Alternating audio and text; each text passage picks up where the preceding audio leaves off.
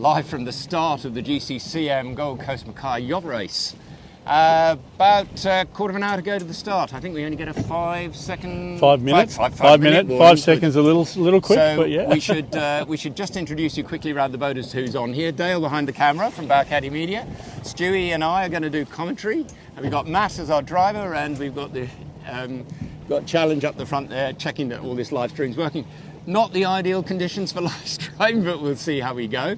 We've got a few people watching, so hopefully if the noise levels and things are all a little rough, we've got all the dead cats on and all the stuff we can have, so we're just going to make the most of it we can. The most beautiful morning.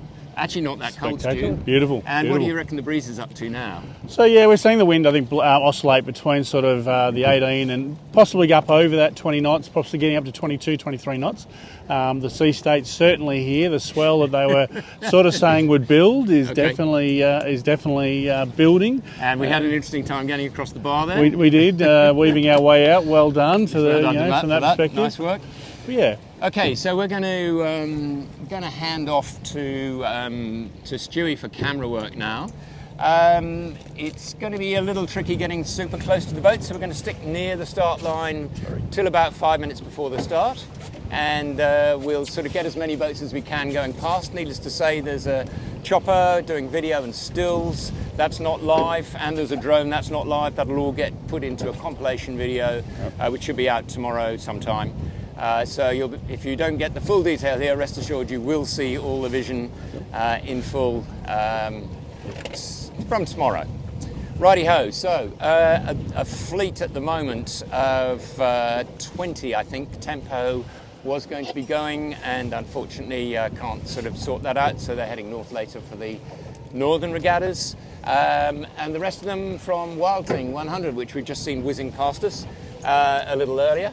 And right the way through to the little Maritimo Catwincher, who's going two-handed. So where have we got to now with the start boat, Matt? Where's the start boat from us here? Sorry, getting confused. Okay, so this is in the background. You may be able to see the surfers in the background here, and the start boat's roughly in line with that sort of middle of the three buildings you can probably see in your view there. A little red sculpture, you won't be able to see that bit. Stu, just what do you reckon we're going to be getting here by way of what are they setting? What are they going to be setting? Do you reckon the faster end? Yeah, so I think what we're looking at the moment is a lot of boats being very protective at the start here. They've all got tending to look at full mains. Those full mains are representing, they're obviously looking for the power off the start line. You can see. Coming towards us here, that's Wildting 100. Yep. And you can see her with her storm jib up there. She's just setting because they're always looking for bigger sails off the start line, some sort of asymmetrical sail. Bit choppy when we zoom in, so we're just going to have to see how we go. So they've just got a little trysail in just at the moment, and they'll be setting a big asymmetric when they leave. That will be an ASO, probably looking at a fro, which is a fractional zero, and that'll give them that power. I can't see them going the full zeros. It's just a little bit too breezy for those. Maybe just sort of wait for these guys. Looking around the rest of the fleet, we're also seeing them all sitting there with just mains up at the moment, obviously ready and prepared for bigger sail sets as they approach the start. We're going to see if we can get a little closer to Wildting 100 while she does. It's going to be a little bit wet here. We'll see how we go. So she's just pottering along. Spoke to Warrow yesterday, 2 days ago. Can't remember. I'm losing track now yet. The skipper's party, and he was talking about the new sails they've got on. So they're pretty much geared up fully now. They haven't got their jib sticks for this race. They'll have those for Hobart, one imagines. So he's feeling much more confident about the sail configuration. The Hobart, they were really, I think, a little underpowered, unfortunately. There you go, nice bit of pink pop on a Thursday morning for you as she sort of heads out the back here. And you can see the sort of nature of the swell. I'd say it's 2 metres? Yeah. And a bit of wind chop on the top, Stewie, isn't it? Yeah, really? Definitely. And it is short. There is a bit of shortness to it, just in the shallower water here. So Okay, that'll help her a lot. Who else have we got here? In the background, probably not easy to see, is the Crowther 40 Top Gun. Greg Alders recently bought her. Then we've got Antipodes off in the horizon. Your apologies, you'll appreciate the boats are all over the place at the moment until they get near the start line. So we're not going to be able to get too much close-up image until the last few minutes probably. We'll just have to see how we go. So Stu, a little bit more. We were talking earlier about the course itself and some of the challenges. Perhaps just do the first bit, the sort of area up to the end of Kagari and Breaksea Spit and so on. What are they going to be getting for the first sort of 12 hours, let's say? Yeah, so this looks like it's moved. The weather pattern looks like it has moved forward a little bit quicker than they were expecting. So we do have the breeze up to the 20 odd knots now. With that in mind, they are sitting there expecting this to build to 30 through the afternoon. And that sea state to continue to build. Bigger boats like like Wild Thing, she'll probably look for more breeze offshore. Some of the smaller boats might be looking for a little bit of respite of the pressure and stay closer to the shore in that sense. Yeah, and south going stream, which from the bomb they were saying is pretty strong. Reason not that far offshore. There's a little buffer, isn't there, and possibly even countergoing current just on the shoreline there, which is probably whipped up by the southwesterlies we've been having. Yeah. Yeah, there you go. Nice bit of heel on Wild Thing, so you can see how fast she's going to be going if she has a big throw up. Okay, so just to come to the left here, let's just talk about Sunfish. So maybe just pop in and see if we can do it without too much rough here. So Sunfish is a Sunfast 3300. They're getting really popular, super popular in Europe for shorthanding particularly, or solos. French, of course, love that sort of stuff. So this is an interesting little boat, Lee Condell's boat, I think, originally. And then last year for the Hobart in 2024, he chartered it to two Irishmen, Cian Murphy and Sam Hunt, and they took it south. They came over with their own bowsprit because they have a Sunfast 300 over in Ireland, own sails and own bowsprit, and did pretty well. I'm trying to remember, I think they got fourth in double-handed, if I remember rightly, Stewie, when we were talking about it last night. Yeah. Now, here's another little number coming up on our right-hand side here. This is Clockwork, and you might think it's Clockwork Orange because, of course, they've all got orange hats and there's orange stripes and all sorts of stuff. They're a great crew. We talked to them yesterday. So that's Andy and Andy and Marianne Harvey, Andy Lloyd and Marianne Harvey. They are they're doing some fantastic work supporting the Orange Sky Trust, which is helps people with homeless people with things like washing machines, showers, and the likes as well. So great work there, and they're doing a huge. I think they've done about 5,000 out of the 9,000 nautical miles they're going to be doing, and they come from Cruising Yacht Club of South Australia. So nice to have some South Australian with us here. If we pan around a little bit to the right, and Matt, maybe you just kick the wheel round right a little bit here, you'll see a couple of them testing upwind. Looks all right. So what would they, if they're prepping now, Stu, and getting ready for what's obviously going to be a downhill start, will they just be sort of holding up a number 3 just to give them a bit of drive into the start line? Look, without a doubt, they'll be setting themselves up for the options. Yep. A lot of these guys have been talking at the start about being protective of the boat, of the asset, as they say. So they'll just be setting themselves up. They'll probably come off the line a little bit cautiously. And then make the decision whether they want to go to bigger sails at that particular point. Yeah. This sea state, again, is really probably disorientating, and they're just testing all of those options at the moment. So, and Stephen Murphy, the head of racing, who's the race officer for the start here, said yesterday, downwind start in a building sea, or at least in a large sea swell. He said, don't come anywhere near me, because obviously he doesn't want to be pinging anyone for getting early, and you can lose a lot when you've got to get back. From a start line, as we all know, and seconds can make the difference, of course, in any race like this.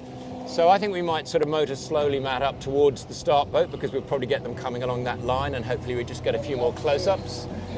Could be a little damp as we go, guys, so we'll see how we go. We'll try and keep that lens clean. You can sort of see the little rolling surf here. So we're just going into a 5-minute, and I think that could be our... Sorry, what was that? I think we've just had a countdown. I've had a countdown, yes. Okay, yeah, so we're sort of coming down to the... So there's only a 5-minute warning, am I right? And then they will go away? Yeah, they were indicating a 5-minute warning, was the only warning. Matt, can I just ask what time? What's the time? 55. Yep, so that is our 55, 5-minute warning. Yep. So Okay. 5 minutes to the start. I'm going to And just go you can behind start you to guys. see them. Yeah, do you want to come around this side? So we've got Antipodes. It's interesting trying to get ourselves in line here. We've got Antipodes, Blue Hull, you may be able to see with a white headsail up at the moment. Jeff Hill's Santa Cruz 72. Big boat, all those Santa Cruzes were it was the era of the 70s and so on, of the late 60s and 70s, of the era of the ULDBs, the ultralight displacement boats. So she comes out of that mould. She's big, of course. That's the 5, yeah? Yep. Oh, it's a 4, right, okay, we're getting a 5, a 4. Do we get a 1 off as well, Matt? Yeah, 5, 4, 1 off, so that's the 4. So if you want to just poke up a little bit more, just see if we can get a few of them as they're coming into the line. There's the chopper in the background, so they'll be shooting video and stills. I would say maybe at this point, Matt, we might just turn a little bit off and just let ourselves drift down there. Looks like they're favouring the pin end, not the boat end. Typical. Anyway, we'll soon see them. Just under 4 minutes now. And what have we got here? I just need to go over here. Yep. Okay, so Stu's going to do a twist. It's a little rib here we've got. So there's our start boat, you can see, with the blue Peter up. And Stephen Murphy on board there is calling this start. Quite a lot of organisation, because here we go, you can see the boats getting ready now in the background. They're cracked sheets, and they'll be popping kites in probably about 3 minutes time now. Off in the distance somewhat, but anyway, nice skyline to have in the background for this. Who are we seeing shaping up? Where's Wild Thing now at the moment? She's in here, She's tucked in here, so you can probably just about see, that pink sail coming up there. Sorry, it's a bit jittery once we actually zoom in, but at least you get the gist of it. That looks like clockwork beginning to bear away, and in the background, Ian Edwards' wings, the Dailer 46, probably one of the most travelled Dailer 46s. I think he's done something like 40,000 nautical miles, done the Transpac, done all of the races here, and has a very full schedule. How he gets crew for all of that, I don't know. Okay, behind us, Stu, we might come round here. So we've got, is this Denali? It is. TP52 with a reef in. Sorry, this is Wedgetail, is it? No, Denali. It is Denali. It is Denali, yep. So she's got probably a number 3 there and a reef in, so she's obviously going to take this easy, but she'll doubtless be putting up a pretty big, pretty good fro or an A sail there.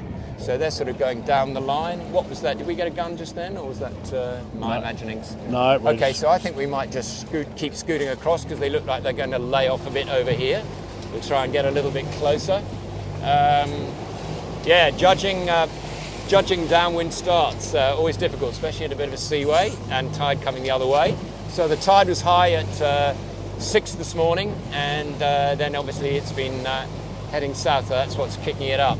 So Warro's got his fro up. You can see Cat Wincher has just got a mainsail up at the moment. So Maritima Cat Wincher, she's the only double-hander in this race, and they've taken the mizzen off the boat so that they can actually sail it two-handed. You can see she's got a spinnaker pole up. Okay, we've got 1 minute to go, and we're cruising round now towards where the boats are getting ready to start. Who else have we got? So we're going to see looks like these. Black Diamond. That's Glenn Burrell in the middle there. That's his RP42. And who else have we got? Antipodes coming through, and I think that's possibly Wedgetail in the background. Okay, so now we've got Wild Thing 100 has put up her big A sail. Would you say that's asymmetric? It is a race sail. And she's just unfurling, top down unfurl. She'll probably keep that little staysail, the pink staysail in, will she, Stu? Yep, for she control? will. Yes, she will. They're all doing nicely here, so we're in a good spot. They're about to bear away on us. So, here we go. Here comes the gun. 6, 5, 4, 3, 2, 1. And there's the gun, and we're away for the inaugural GCCM Gold Coast Mackay yacht race. Restart? What's the restart? Clear start. Oh, clear start. Oh, there's a restart. Okay, so the orange kite here that you can see, this is Black Diamond. Glenn Burrell is the Commodore of the Southport Yacht Club. In fact, newly minted Commodore on Monday. And like all good things, in order to celebrate that promotion, he's heading out to sea. Why wouldn't you? In the background, you can start to see now Wild Thing really getting a bit of a wriggle on. We've got what they call a race within a race here. So there are 4 people who are on these boats who are going to do a Hobart number and jump off. So we're sort of in the thick of it here, which is great. They're struggling a bit with Black Diamond's kite. We've got Sunfast immediately to her left. That wedge-tail in the 18 is difficult to tell from here. So that Sunfish looks like the double-handers are having a bit of a problem with a wine glass on their headsail, on their spinnaker. And then we've got Mayfair really cracking on here nicely in front of us, Stu. I don't know whether you can see that and creep around the back of me. Ripping along there nicely. She's set, she's all clear, she's nobody in the way. I'm not sure what Denali's doing, that doesn't look too good over in the background there. And then perhaps turn around again now because we've got Sunfast whipping down here. So you can see these are a lot of fun. So many of you will know Kai Hurst, the Ironman. He's on board that. Done a lot of other sailing work. Yep, that's great. So if you just keep going at that speed, that's perfect, Matt. So Kai Hurst, talked to him this morning. He's getting back into a bit of this sort of sailing. He loves it. How are we doing there? So Mayfair behind us. Yeah, this is great. Good stuff. And then Wedgetail at the back. So just pan back a little bit. So that's David Rose's Wedgetail in the red kite there, just on over here. Yep. And that boat's had quite a long history. Many of you may remember Jeff Ross in the days of Yendes in Sydney. Hobart, was it a Hobart winner? I can't remember anyway. Yes. That's that boat. It's a well one. British design originally, I think modified in the years since. But you can see why these little Sunfish, the Sunfast 330s are so much fun. Small and really agile. You get a bit of breeze up on these things and they absolutely rip. Okay, Clockwork doing quite well, and in the background, the blue kite there is Arctic Blonde, and that's Peter Cook. Beautiful Hick design. Timber decks, lovely, really nice on a race yacht. We've got Ocean Crusaders Jaybird in the background, and trying to think who that is off in the distance there. Oh, Trouble and Strife. Yep. So you can see that, where have we got to now? Yeah, so just behind Antipodes on the right here is, you can't quite see her, will probably come out in a moment, is the Wild Thing 100. Just maybe go a little left here for these guys. This is lovely, Stu, just right beside them. That's pretty cool. Hutchie's Yeah Baby. So the, again, another TP. We've got two TPs in this that are first generation TPs. Denali, interestingly, now here's a bit of serendipity for you. Look at that, fantastic. Denali, incidentally, was one of the early TPs. She was owned by a very famous British yachtsman called Tony Langley in 2005 or something. I think he owned her. And by interesting coincidence, Tony Langley, who's had various TPs over the years, won the World Championships in New York just last week with his Gladiator, which was really quite a coup. So Wedgetail here in the red doing really nicely. They're sort of holding fairly high. You can see Wild Thing. So Stu, in the background, Wild Thing there. What's going on for those guys now? Yeah, so she's just carrying a zero. Okay. It's just it's not a fully soft sail. Okay. But she obviously can hold a little bit more height. She probably doesn't carry a soft luff sail. Just come slightly right here, Matt, so we get this line up here. This is lovely in front of you here, Stu, sorry. So the sail she's carrying at the moment is the new sail that they've just recently acquired. So they'll be loving this opportunity to get the boat up and going. Yeah. Yep. She's probably doing up around 18s at the moment herself. Okay. Maybe building towards that as she starts to get the boat fully tuned into these conditions. Yep. Okay. And just between her, there's a little bit of focus gone. Tiny little dot between the orange and the white sail there. That's Greg Alder's Top Gun, very high performing multi-hull. I think she won the multi-hulls in the Brisbane Gladstone this year, if I remember rightly. Correct, yes, in just over 23 hours. Who else have we got off in the distance towards the skyline there? So there's Jaybird, Ocean There's Crusader Wings Jaybird, over there, I think. Is that Wings all the way over? Well. And I'm just trying to work out. Oh, and Dagay 2. So Dagay 2, you probably can't really easily see her, but behind that green and white kite, there's a beautiful Milius 50 Italian builders. They build these really beautiful custom yachts mostly for really high-end cruising, but actually for good racing. So it's an all-carbon boat, and they can sort of mode it differently. So she came up on the Sydney Gold Coast race, and they spoke to Rob Aldis this morning and said, "What's your ambition for the race?" And he said, "To enjoy myself." That's what it's all about. You can see this swell rolling through here from behind us. You know, we've got. We might now just wait a little back here now and just see if we can get these guys. So maybe just square into Arctic Blonde. I'm not sure when they're doing the jump. Arctic Blonde has got Andrew Chapman on board. I think I'm right in saying, CEO of the GCCM. Sorry? Oh, the mayor. Sorry, I beg your pardon. Yes, we've got the mayor on Peter Cook's. Yep, that's right. Oh, no, Andrew Chapman's on Wild Thing 100. Thanks, correct. Matt. So you can see they're sort of, you know, they're needing to keep an eye on this. They're rounding up there. Whoa, big round up. Just gusts coming through here, Stu. It'd be well over 18, wouldn't they? It is, absolutely. And the Sea State again is pushing these boats around quite a bit. Yeah, exactly. So, and it's got a small chop on the top of it, so it can kick the back around a little bit as well. Yeah. Wings in the background, just taking it nice and steady. You know, the guys who've got spinnaker poles, you can see them how much squarer they're all going to the left of us here. And Arctic Blonde, really beautiful boat. You can see the bowman going forward there. Is he probably just trying to organise the furlough maybe? Just keeping that sheet out of the water, not wanting to go under the bow. Yes, yep, fair enough. So that's, so the Mayor of Mackay is on this boat, and he was very funny the other day when we talked to him. His skipper's name is Peter Cook, and he said, "Captain Cook is going to make me walk the gangplank." This is good. Nice stuff. Thank you, Matt. Great bit of driving there. And you can see one of the ribs, I suspect, is attending. I'm not sure at what point they all jump off, but it's going to be interesting going off the back of Wild Thing 100 for Andrew, because that thing will be scooting along. And then they get picked up.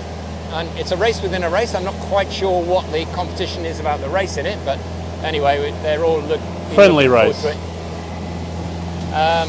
So what else? I think we're sort of at the back of the fleet. Cat Wincher's still got trouble with her spinnaker way off in the stern here, but they're not going to be in a hurry. That's just bad luck. Two-handing on a boat like that. Very low freeboard, so she gets quite a bit of water across the deck there when it's rolling around downhill. I think they said the faster she goes, the lower she goes. So quite the opposite from most planing boats, that's for sure. That is a fantastic story on Maritima Cat Wincher. If you're not aware of it, she was built by the brewer. Oh, good, they've got the kite going. They just need to get it to the top. She was built by a brewery, once famous in the day, Watney's Brewery in the 70s. Pretty ordinary beer, as I recall. She was built in 1904 by the keg makers. So the guys who are actually doing the kegs for the beer built her in the Watney Brewery. And she has a lovely story. Sailed for some years. And then in 1951, she was taken up by 3 young English guys who decided they were going to emigrate to Australia by sailing there. So they got a bit of a send-off. They came to Australia, and somebody said, "Hey, there's a Hobart race. Don't you want to do that?" 1951, and they said, "Yeah, why not?" So the club gave them a sail number because they didn't have one, CYC 8, and it's remained that today. And they took the boats to Hobart and stayed in Australia.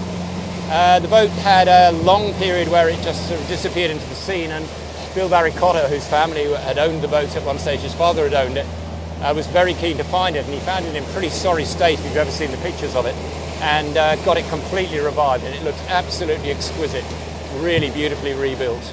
Okay, so Stu, what else is going on here? You're doing great camera work here. We've the catamaran, the Top Gun has taken off up here. She does seem to be leading. She's moved in front of Wild Thing at this stage. The Wild Thing has obviously moving off on that offshore pathway. I guess there's a point where we're going to see some of these boats consider going back in, some of the smaller ones. They jive back in at some point? Yeah, to come back in and again take that more protected path. But at this stage, as I say, the bigger ones, the faster ones, there was a bit of chat around around the docks this morning that their desired path was more offshore. They do have the pace and ability to get back over that current. So I think that's where we're seeing them in that pathway now. Okay, so you can see Arctic Blonde scooting along very nicely under her A sail here. And just got the headsail rolled up on the forestay. It's quite a narrow design, hick design. Yeah. And you'll see that she's got a furling head sail here. Yep. Obviously makes it up at the moment. So that obviously makes it much easier through these conditions to it's a little bit on her mat, but let her go in front a little bit. So very quickly go into a head sail mode if they need to. So yeah, yep, absolutely. they're well set up, looking very comfy there. Yep. We able to just go in a little closer to it? Yep. How are you going there, Stu? The whole arms holding up all right? Yeah, yeah. So we're probably going to, we're not going to try and chase these guys down now, but we will wait for Cat Wincher, I think, and see if we can catch her. So we're just going to close on Arctic Blonde a bit so we can get away from the guys here without getting in their way. Oh, there we go, there's a wave, good. That looks like, is that the owner, Peter Cook, at the back there? Yep, just careful of a roundup. I'm not sure where the mare is, but tucked in, ready to go, I don't doubt.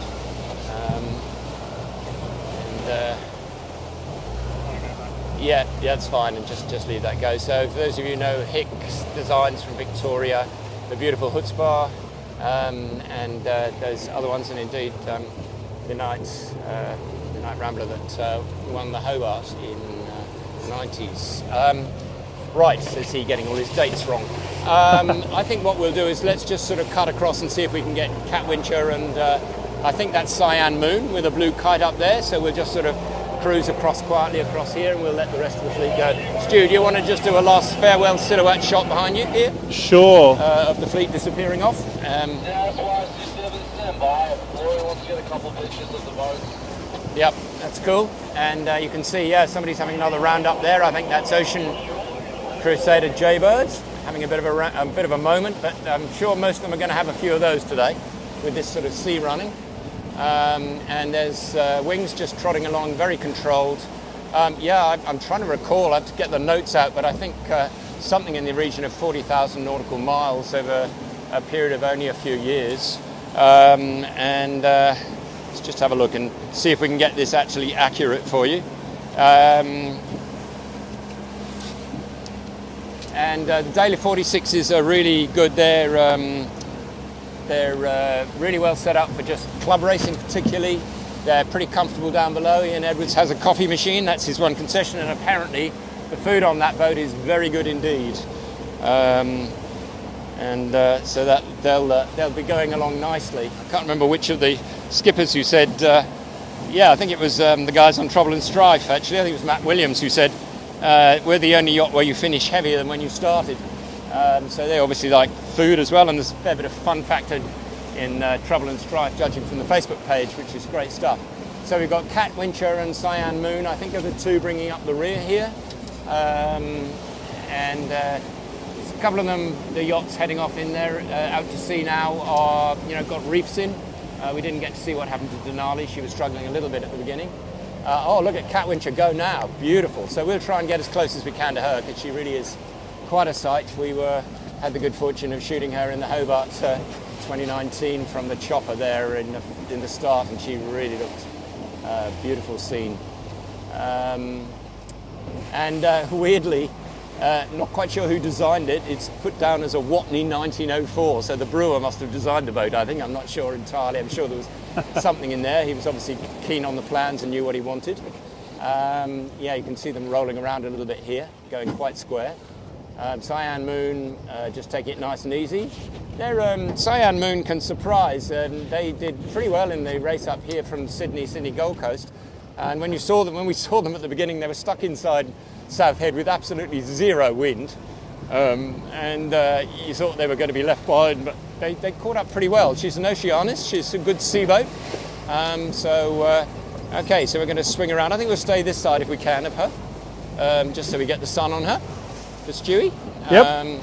Stu, tell us a bit about what you're seeing here. They're running obviously with a pole, two-handing. Yeah, well, these guys were very much on the idea of what we talk about, protecting the asset, making sure that the boat does survive the early period of the race, and obviously. Okay. And we've got Cyan Moon as she comes through, and then we can follow these guys down. Obviously, square sails, meaning that they've. Stu, just behind you here, nice little shot.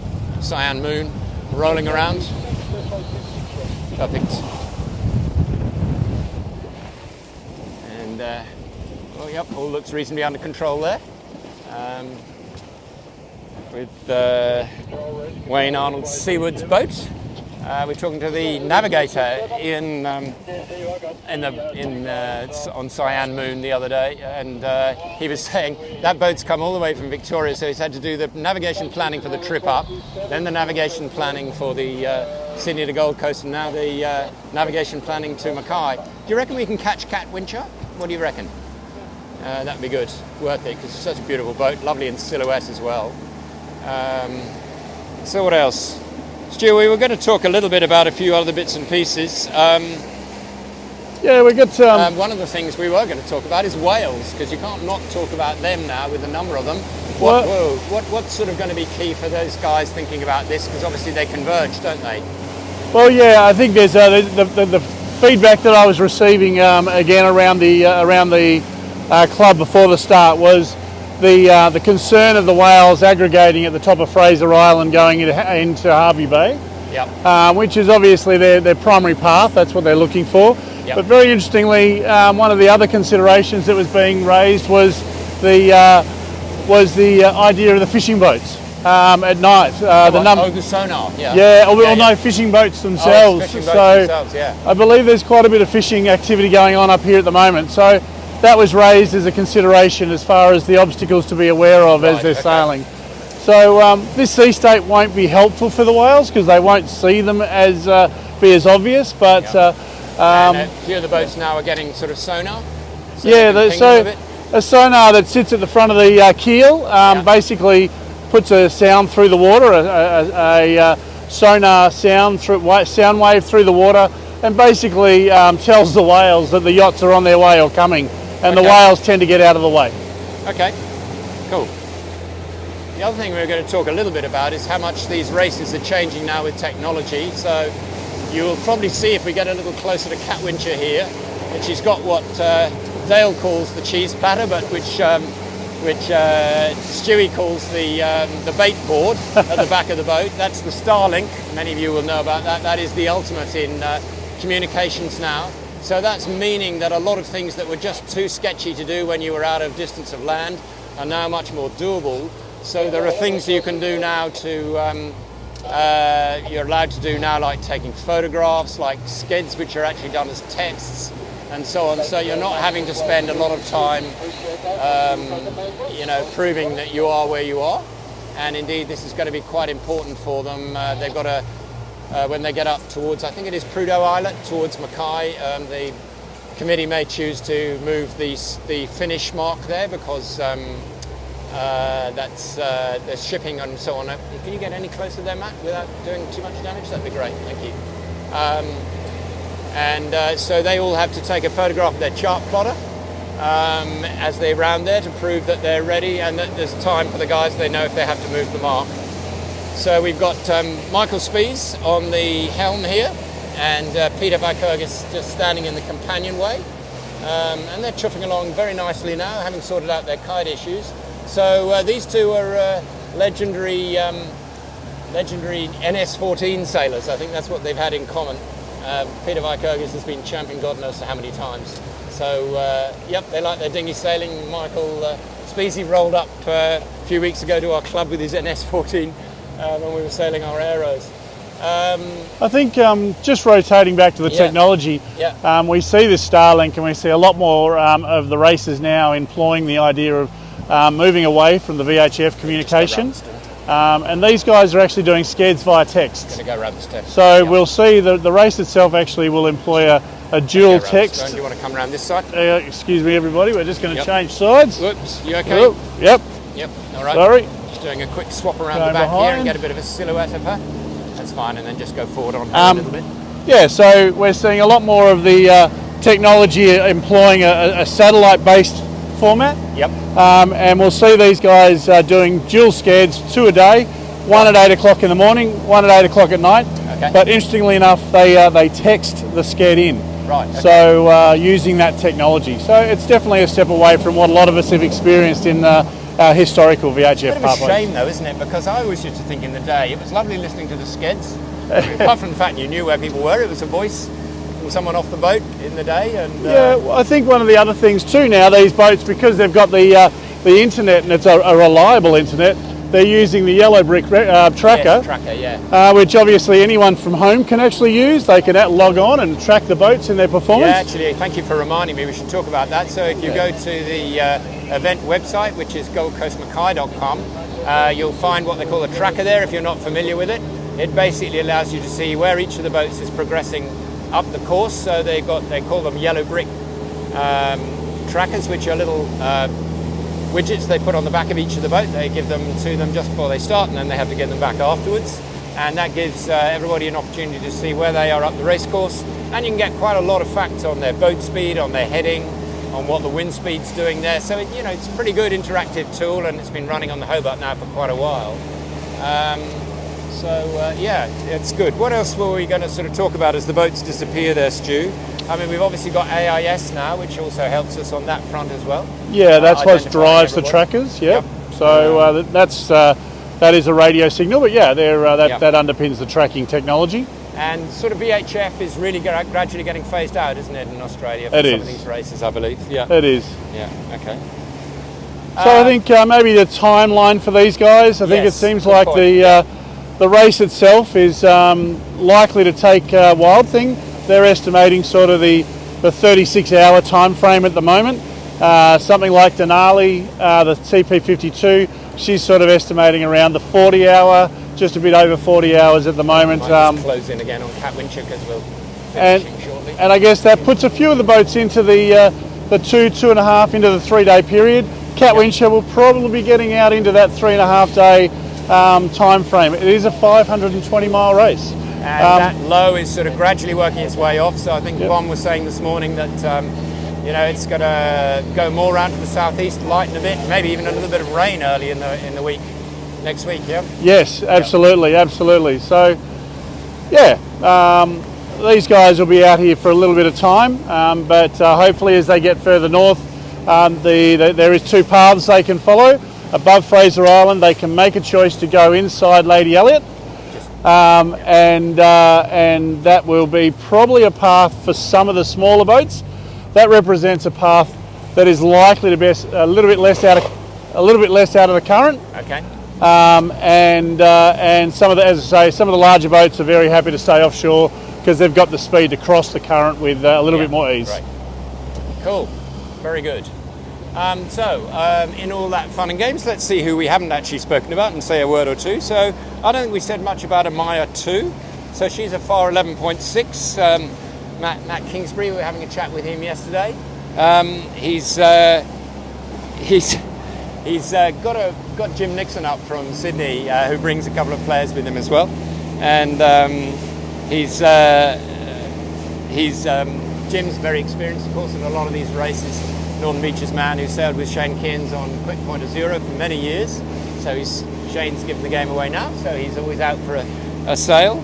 And and he's also, I think he's brought Adrian Harrington up from Tassie for this race. So he's obviously making sure he's got good crew on it.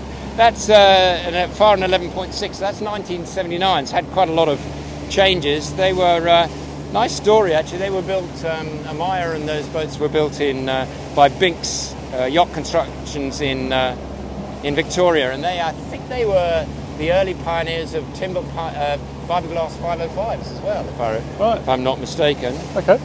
So Amaya did well in the Surf to City, got a IRC and PHS Div 2 win overall, and a pretty experienced crew. Who else? Jeff Hill, we've talked about. The Santa Cruz, designed by, what was he called? Bill the Wizard Lee, who set up Santa Cruz in the 60s and 70s. And Antipodes spent a fair whack of time racing in Asia, mostly sort of major Asian races until Jeff Hill acquired her. And she won the Sydney to Auckland 2023, I believe. Correct, yes. Yep. Another inaugural race. So she's built back in the 1970s. She's got Richard Hudson. Many of you will know him from Pretty Woman. Richard from the RPAYC, probably doing more just about than anybody else to bring on young folk through into serious ocean racing. So he always takes at least half a dozen young folk with some more experienced folk as well to Hobart with him. So he's had a long experience of sailing on that boat. Clockwork, we've talked a little bit about. They're going very well. They're obviously on their very long trip, their 9,000 nautical miles destination. Cyan Moon, we had a bit of a look at here. It's nice to see her up from Victoria. Dagay, we've talked a little bit about. So she's definitely going to win on Prix d'Elegance for the best looking boat. And Denali, originally, as I said, called Weapon of Choice from Tony Langley when he owned her way back in the early 2000s. So she was built in 2008 originally as Matador, and she's been involved in Just so we can get all of the Palace Capital Gold Cup TP52 series. So that's a really great series where boats of very different vintages can race together on the TPR rating system. That's really good, and they've gone well in that. Damien Parks. So I think I'm right in saying that Damien Parks, whoa, a bit of a wipeout ahead of us there. I think I'm right in saying that Damien Parks also owned the Pocket Maxi freight train, which was the first time I did the race from Sydney to Gold Coast, Southport, as it was then called, Sydney Southport race back in the 90s. And it was a howler, if I remember rightly, that first night, trying to get sail off in a big southerly. Of course, because I was the youngest and B, much the least experienced, they gave me the bunk with a leak above it. That was the first time I heard Afterguard talk about something I didn't quite understand. When they got all the sail down, they said, let's go below for some black tea. And really? Found out that was a euphemism for rum and coke. Talked about Arctic Blonde. Interesting feature on Arctic Blonde, which I forgot to mention, is she's got a hydraulic main. So you may well see on a lot of these sort of really beautiful super yachts that come out of Navi and all of those people in Italy, the main is basically just one very strong cable which runs from the end of the main down to what they call a captive winch below deck. So there's no running sheets in the cockpit at all, and all that's all run by hydraulics. So that's pretty smart. Hopefully the mayor has enjoyed the jump off, because I'm imagining that's happened by now. Hutchie's Yeah Baby, we've talked about. We spoke to Jake Gundry, who's skippering that. Really sorry not to have seen Andy Lamont, who's the owner of the boat. Pretty amazing sailor who set out to do the round the world the wrong way, west about, solo to break that record, and sadly had some gear failures and wasn't able to break the record, but finished that circumnavigation. It's pretty great. He's had to have some fairly major surgery, so unfortunately he's going to be watching. I think he's actually up on top of the Q Tower, if I remember rightly, when I spoke to him this morning, so he'll be getting a pretty good view of that. That boat was originally heading Conway, the Sydney Middle Harbour boat. I'm not sure, it was Weldon 50, so much modified, I think, in the years since. Cat Venture we've talked all about, so that's all good. Mayfair, I think we've talked a little bit about James Irvine's boat, beautiful boat. That was originally owned by one of the Asia families, so they're sort of royalty in sailing in Britain. Had endless yeomans. I think it was yeoman, there's a whole load of X's and ones in front of it, so that was a... And then I think she was middle Lake Macquarie boat. She's called Shakti for a while, and James Irvine's owned her since 2020. And she was pretty fast. She was actually designed by Jeremy Rogers in the UK, famous yacht designer, to try and outsmart the early TP52s. And track record was pretty good, actually. In fact, on her delivery to Key West for the first regatta, I think she did 24.7 knots was her top speed. She'll love a beam reach, so she'll love it. That she's hull number 2 out of that one. Ocean Jaybird, we've had a bit of a chat about. So, and Ian Thompson. What Ian perhaps fails to mention, of course, that he actually owned the Round Australia record in 2010. He beat it by 26 days. So I think we're probably coming up to time to close out. We didn't mention she. I should give a quick note to the Olsen 40, designed by American George Olsen. A surfer, a train spotter, and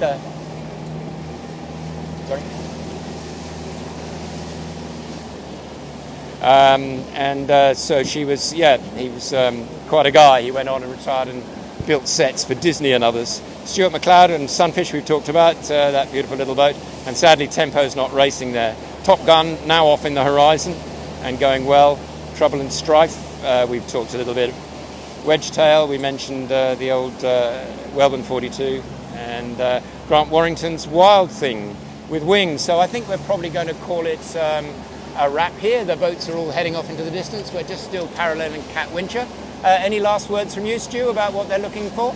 No, it's been a good start. The boats have gotten away quickly, so good luck to their finish. They should be very quickly up into Mackay and enjoying the bar. Righty-ho. Might come up here and do a face-to-face. Dale, if you wouldn't mind just carrying the camera, and we'll just close out.